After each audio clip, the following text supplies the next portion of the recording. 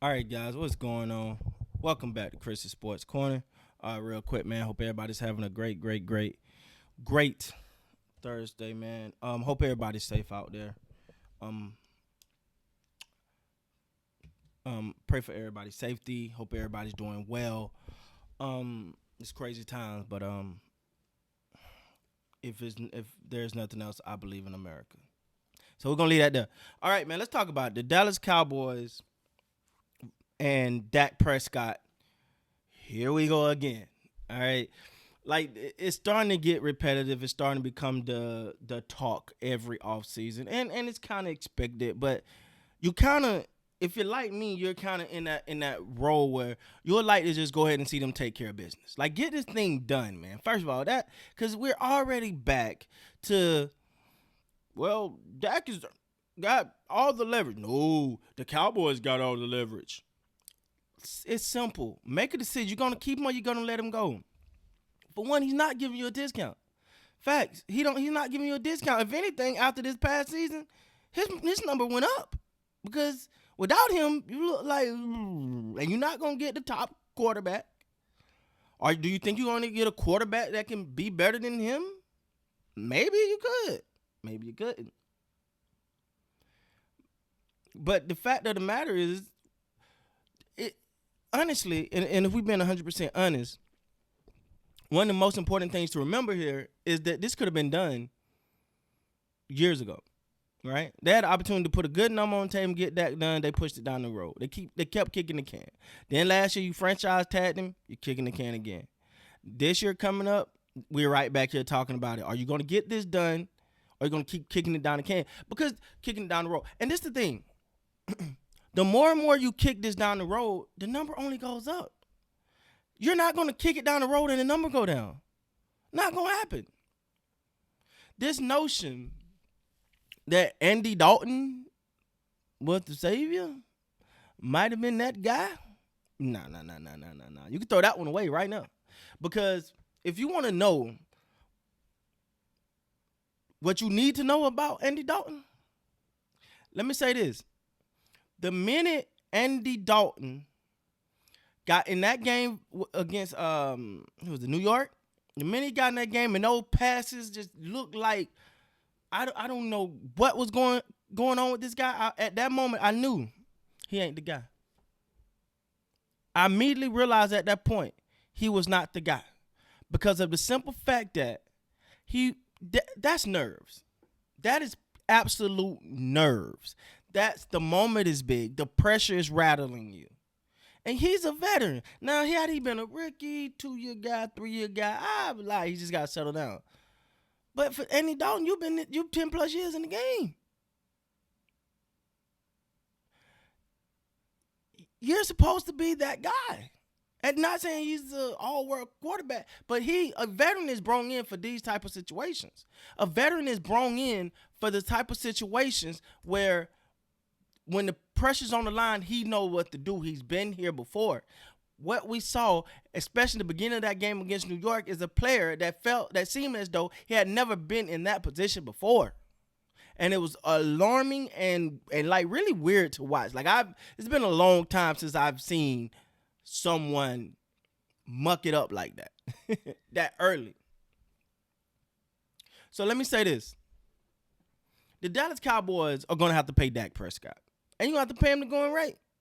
Now, people can look and say, well, Philly did that, and you see what happened.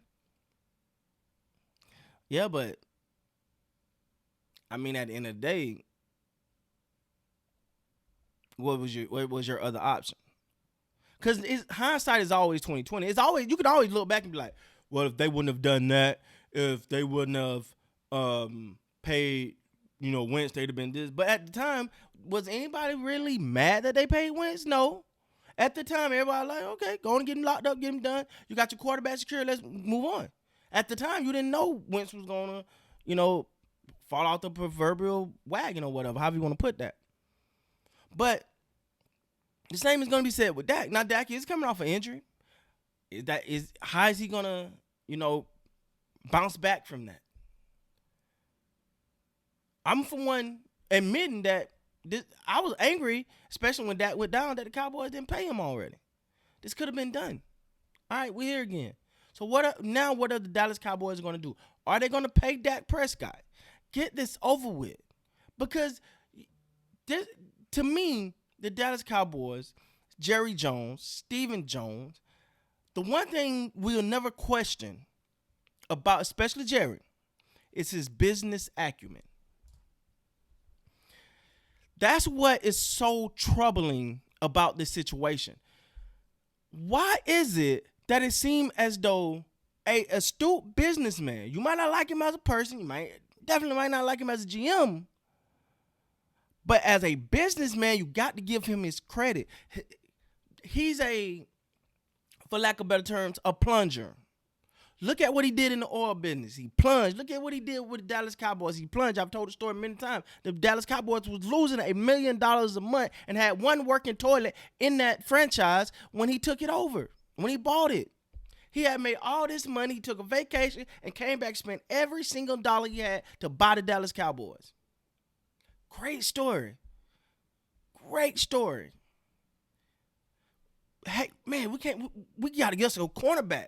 Let's go out and pay Dion whatever he wants. Let's give him the max amount of money we can give him, and then we're going to turn his salary into a signing bonus. That's how we're going to get around the cap. That is why the Dallas Cowboys fans love the Cowboys.